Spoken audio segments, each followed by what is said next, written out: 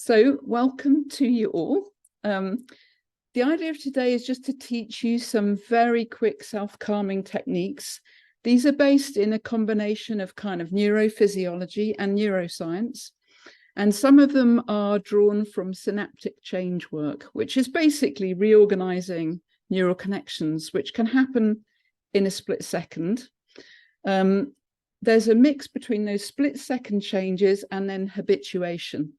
So these techniques that I'm going to show you, they work very quickly in any kind of emergency situation. So if you're thought looping or you have an anxiety attack or a panic attack, these techniques can stop them in their tracks. But what's really good as well is to keep using the techniques regularly so that you're training your neurological system through neuroplasticity into a calm base state. And clients that I work with often report that their kind of basic set point really resets itself when they use techniques regularly. So it's worth practicing them, because things like anxiety are patterns that we're running. So we've got kind of a neural pathway running through. And the more often we repeat something mentally, the more often we feel something, the more often we think something, the stronger that neural pathway becomes. So it becomes deeply unconscious and very automatic. So these techniques, what they're doing is they're throwing up a roadblock. They throw up a roadblock and they redirect the neural pathways so that actually you start to develop a new response. And through a process called neural pruning, that original pathway can start to wither.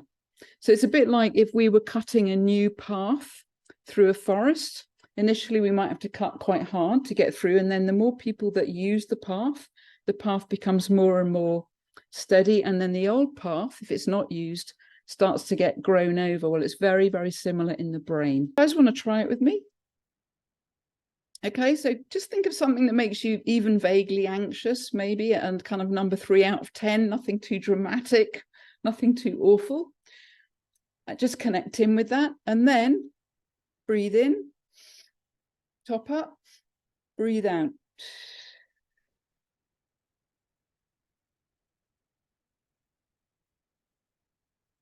And again, breathe in, top up, breathe out.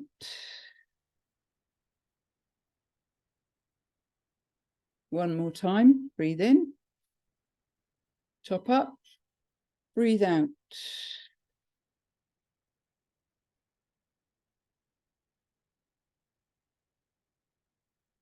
Now, what you should notice, and maybe you notice already, maybe you don't, is a calming of your bodily system. Did anyone notice that? Give me a thumbs up if you noticed that happening. Nicolina, yeah, brilliant. So this is a really quick go-to. And of course, you can do that for 3 minutes solid. And honestly, it feels like you smoke cannabis. It's extraordinary. It's just really relaxing, really expanding. Okay, so another one is bilateral stimulation, and this really is getting more into the kind of neuroplasticity side of things. But when you're anxious, typically one hemisphere of the brain is more activated, normally the right hemisphere. So I'm going to sit back so I can show you this. So you just kind of pick up an object. I'm using my mobile phone. I'm going to get right back so you can see my arm movements, right? So I'm just going to pass this back and forth across my body, across my center line.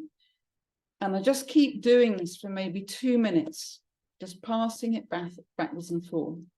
Now, the reason this works, and it really does work, is I'm stimulating both hemispheres of the brain, and that's spreading blood into both hemispheres. It's also getting both hemispheric networks working.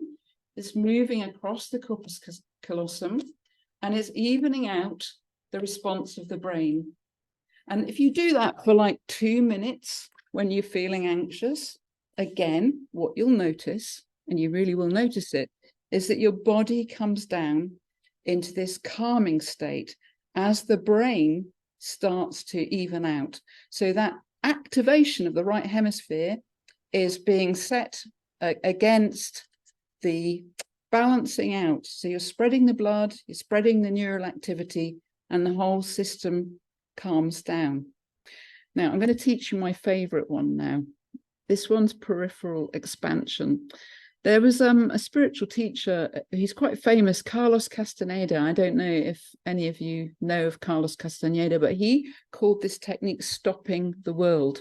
And that really is how it feels. Now, I'm going to explain the kind of background of what we're doing first. So we're reverse engineering a naturally calm brain state. If we were out in the wild, and a predator jumped out, we would be completely focused very narrowly on that predator. Same if someone burst into your room now or approached you where you are, you're going to very naturally be completely focused on that threat, right? You go completely foveal, in other words, your vision becomes very tunnel. Now, I don't know how many of you have had experiences with extreme anxiety, but when you're extremely anxious, you do focus in very, very tightly on the anxiety, on the story associated with the anxiety, on anxiety about the anxiety, and it just becomes this kind of looping, intensifying experience. So this is where the brain goes when we're very, very tense.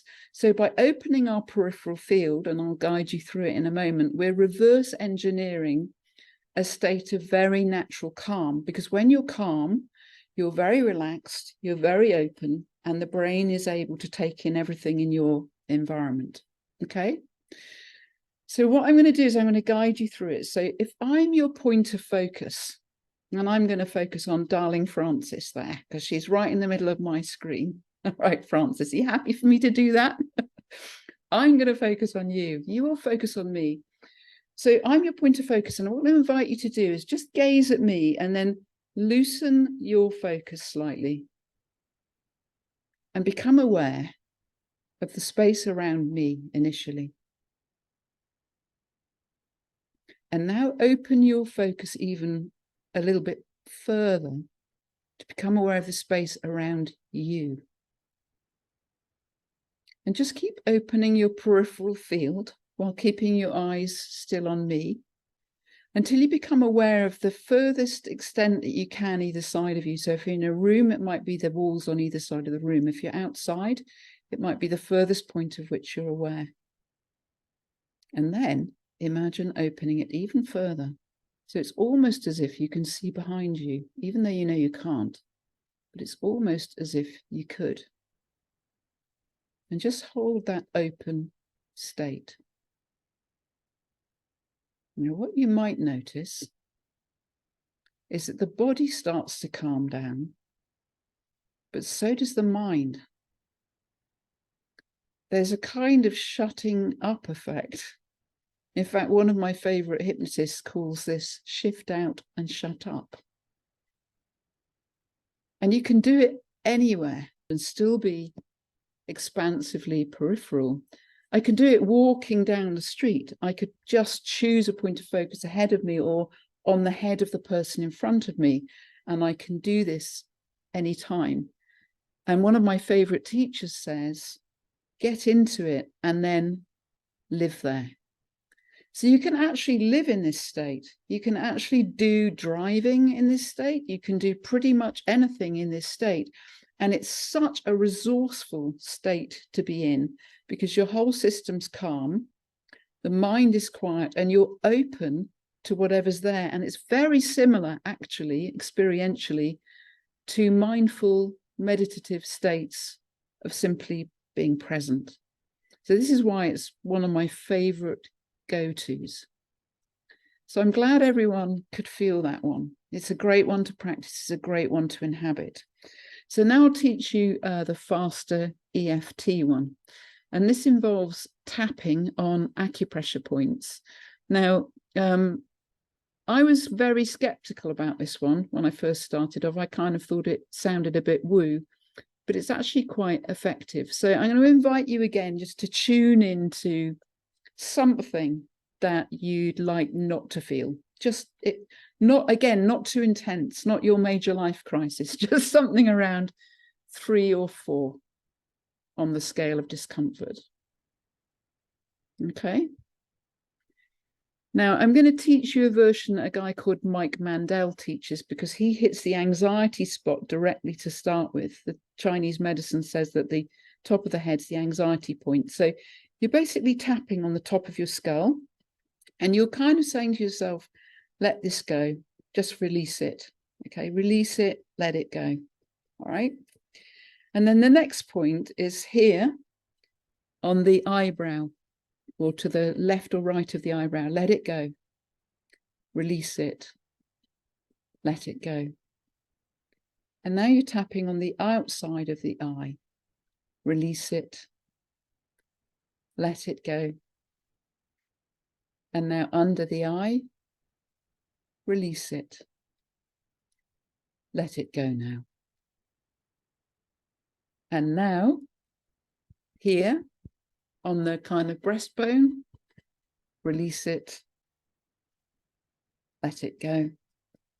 And then the final thing you do is you grab your wrist, squeeze it firmly, but not too hard, and just breathe in, breathe out, and say peace.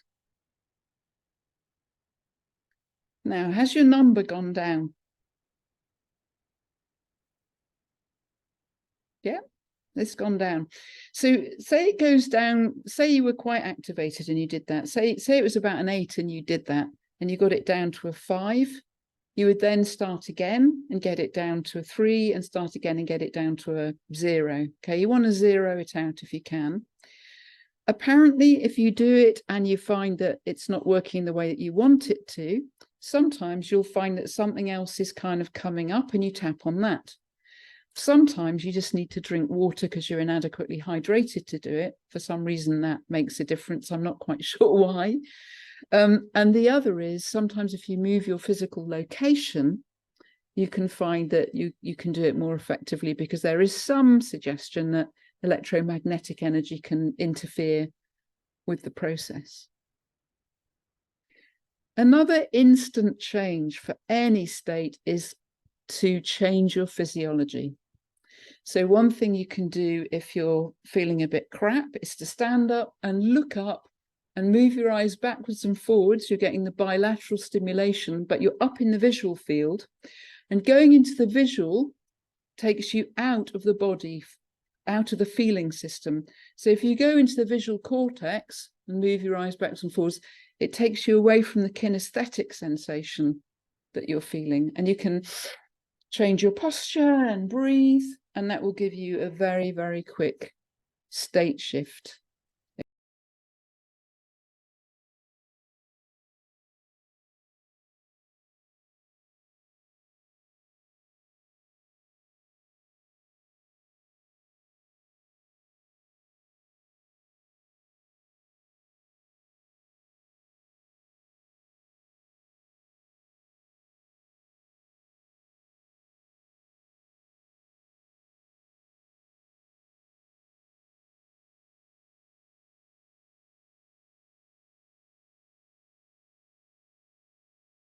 So the first technique